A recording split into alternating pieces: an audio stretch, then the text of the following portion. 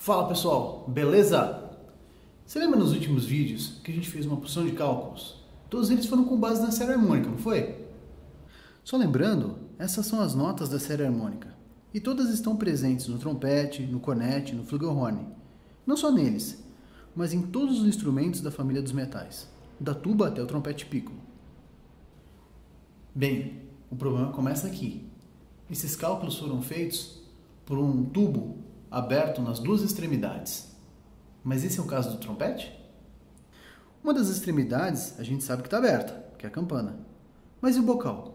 Ele se comporta fisicamente como uma extremidade aberta ou fechada?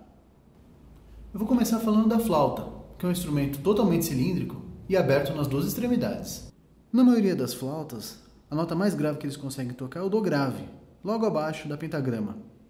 E é uma nota que tem dois ventres nas suas extremidades e apenas um nó exatamente no meio do instrumento. É a nota mais grave que eles conseguem tocar. Por outro lado, você já percebeu que o clarinete tem mais ou menos o mesmo comprimento da flauta, mas ele consegue tocar praticamente uma oitava abaixo?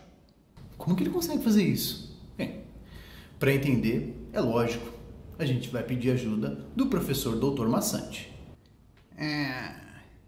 De acordo com Walter Piston e Samuel Adler, o naipe das madeiras pode ser classificado de acordo com seu overblowing.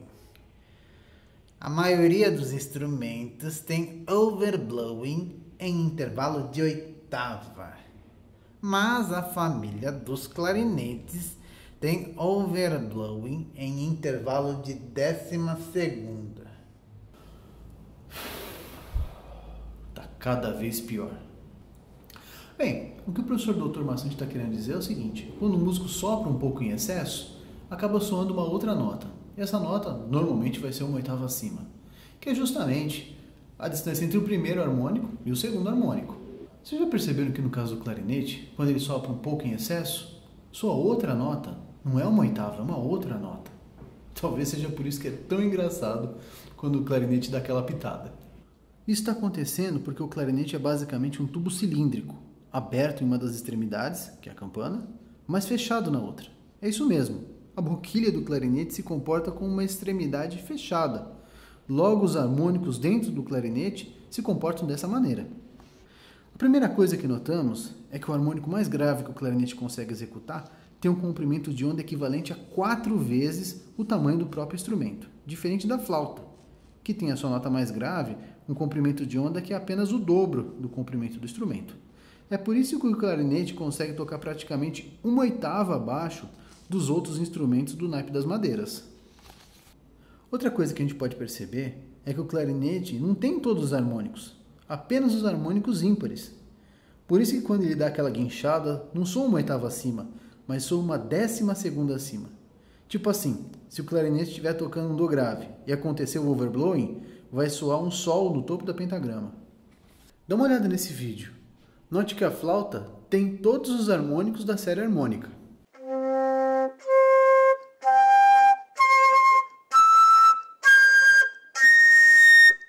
Agora dá uma olhada nesse. Note que o clarinete só tem os harmônicos ímpares.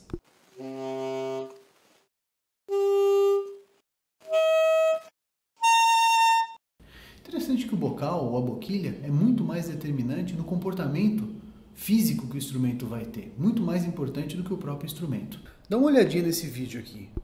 Esse é um clarinete com bocal de flauta. Esse aqui é o contrário, é uma flauta com bocal de clarinete.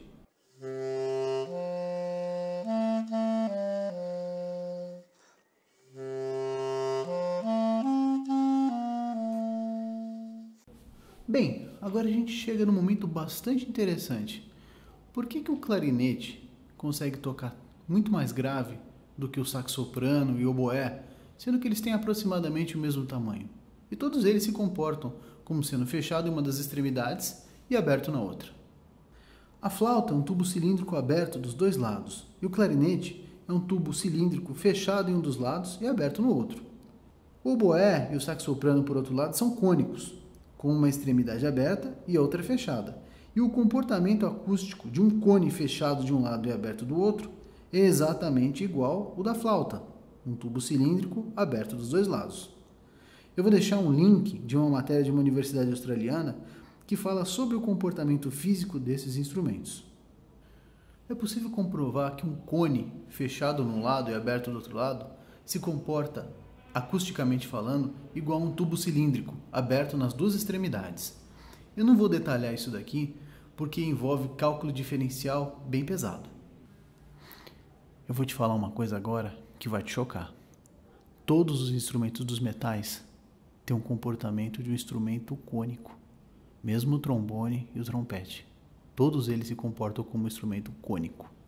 Para te explicar melhor, por mais que tenha um percentual grande do instrumento, como no caso do trombone, que tem o mesmo diâmetro, portanto cilíndrico, mas ele se comporta como um instrumento cônico. Por quê? Porque ele começa bem pequenininho, lá no furo do bocal, e vai aumentando até que chega no tamanho final da campana. E fisicamente falando, ele se comporta como um instrumento cônico. Tanto é que nós temos todos os harmônicos, diferente do clarinete, por exemplo, que só tem os harmônicos ímpares. Falando em ondas sonoras, existe um experimento físico que pode provar visualmente que o som se propaga em formato de onda. O nome desse experimento é tubo de Rubin. Esse vídeo é uma cortesia do meu amigo Moisés Alves, Paraíba. Como vocês podem ver nitidamente, as ondas sonoras do trompete se propagam em formato de nós e ventres.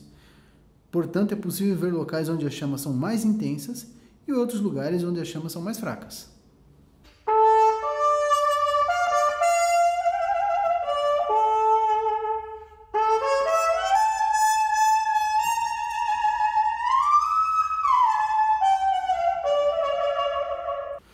Espero que você tenha gostado desses vídeos sobre física e o som. Nos próximos vídeos, eu pretendo falar mais sobre a fabricação do instrumento, suas características e o que isso impacta no som. Até lá!